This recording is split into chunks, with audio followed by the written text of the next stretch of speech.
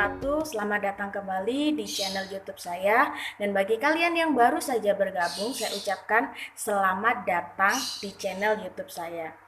Hari ini kita akan belajar memahami mengenai teks pidato persuasif. Tapi sebelum itu, saya harap kalian sudah mempersiapkan buku catatan untuk mencatat. Mungkin penjelasan saya ada yang penting, harus kalian catat. Tetapi kalau memang dirasa penjelasan saya hanya butuh cukup tahu saja, ya tidak usah dicatat, tidak apa-apa. Yang jelas, kalau penjelasan saya dirasa penting, silakan dicatat. Oke? Baik, saya yakin semua di antara kalian pasti sudah pernah menyimak atau mendengarkan seseorang sedang berpidato. Tidak mungkin salah satu di antara kalian ada yang tidak pernah mendengarkan pidato. Pada saat upacara hari Senin saja tentunya pembina upacara akan menyampaikan pesan melalui pidato. Otomatis kalian sudah punya gambaran sedikit mengenai pengertian dari pidato.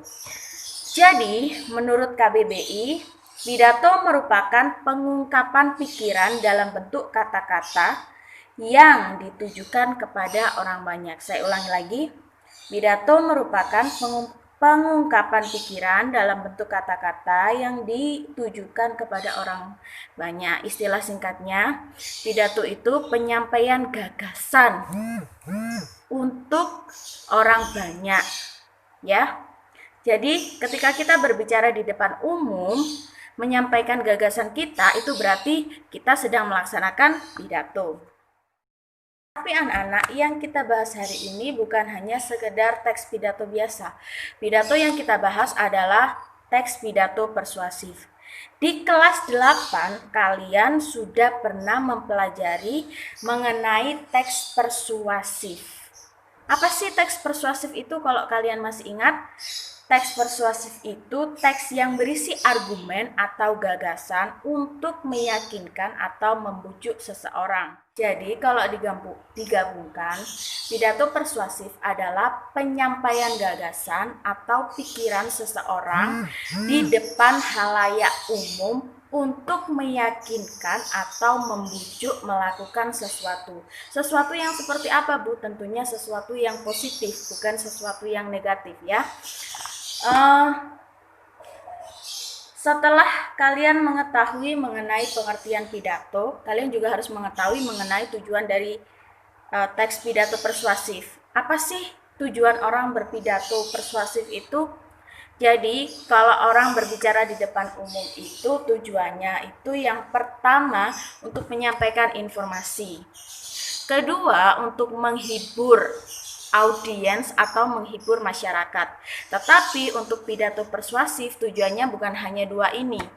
Kalau bisa, pidato persuasif itu juga mengajak seseorang atau halayak melakukan sesuatu yang positif yang kita inginkan. Dan yang terakhir, selain mengajak, kita juga harus bisa menggerakkan audiens. Jadi tidak hanya ayo, tapi kita harus bisa menggerakkan audiens supaya mereka itu benar-benar melakukan apa yang kita inginkan.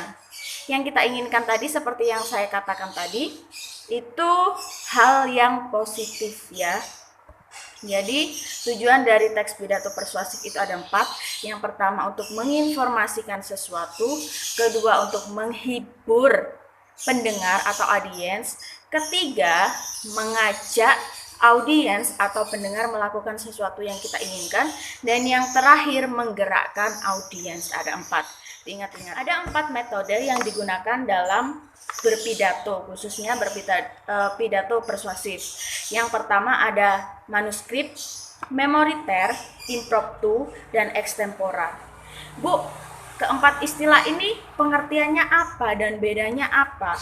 Yang pertama ada pidato manuskrip. Jadi kalian itu berpidato itu ada naskahnya, kalian tinggal baca saja.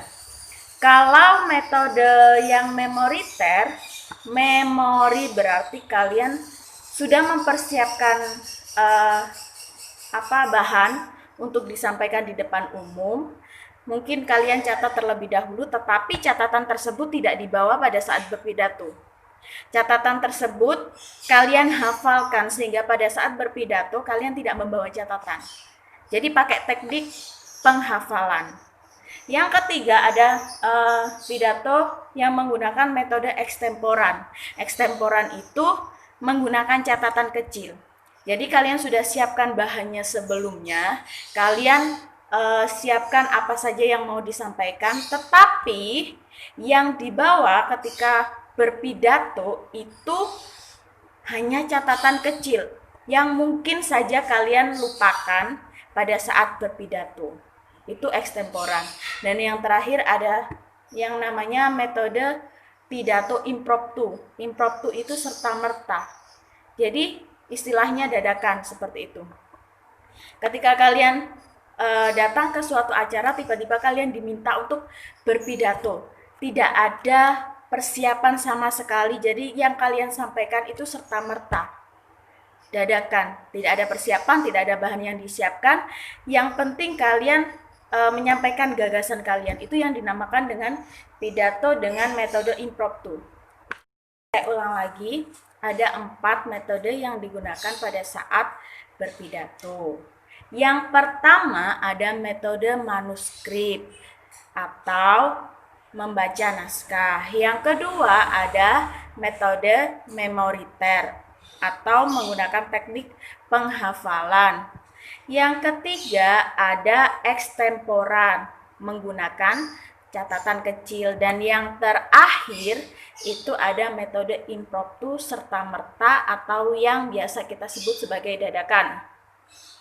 Nah, untuk metode manuskrip, kita ketika berpidato itu sudah ada bahannya yang sudah kita siapkan sebelumnya dalam bentuk naskah. Jadi ketika berpidato, kita hanya membaca naskah dari awal sampai akhir.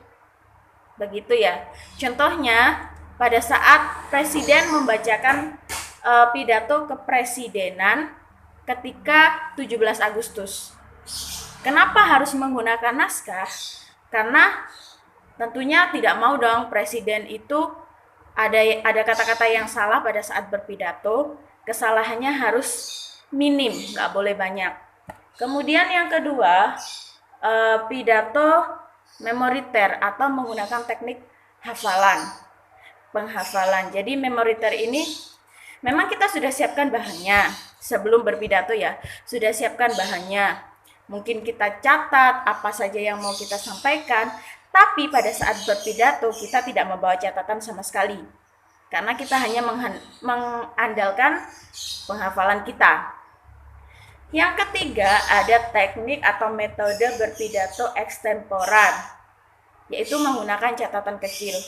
Bahannya sudah kita siapkan sebelum berpidato, sudah kita siapkan di rumah, tapi kita juga menghafalkan.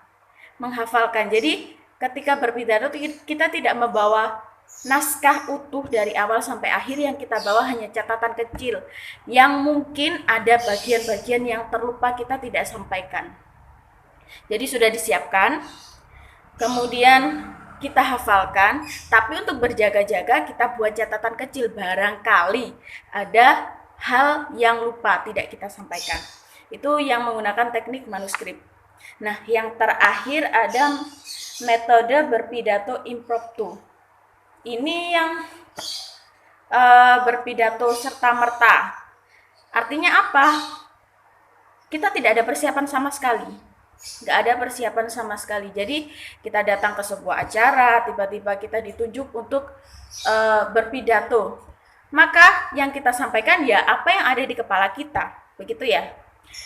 Tidak ada bahan yang dipersiapkan terlebih dahulu. Karena itu kita disuruh berpidato secara mendadak. Jadi apa yang ada di kepala kita ya disampaikan begitu. Agar kalian bisa memahami lebih jelas seperti apa teks pidato persuasif itu, kalian bisa lihat contohnya di Google, atau kalian bisa lihat contohnya di buku paket kalian, di buku BSD kalian, halaman berapa ya? Halaman 40 sampai 43 bisa kalian baca. Kalau sudah baca, insya Allah kalian bisa memahami. Ini cukup itu yang kita pelajari, hanya mengenai pemahaman tentang teks pidato persuasif. Mungkin minggu depan kita akan belajar tentang strukturnya, kemudian ciri-cirinya, kaidah kebahasaan teks pidato persuasif. Tapi untuk pertemuan kali ini cukup itu saja yang bisa kita bahas untuk sekedar pengetahuan kalian. Nah, kalau kalian punya pertanyaan, silahkan ketik di kolom komentar, nanti bisa saya jawab. Nah, untuk meyakinkan saya bahwa kalian menyimak video saya, kalian harus komen nama, kelas, dan absen kalian sebagai bukti bahwa kalian memang sudah memahami materi ini. Paham ya? Jangan lupa like, komen, dan subscribe ya. Kalau bisa share juga, biar bermanfaat.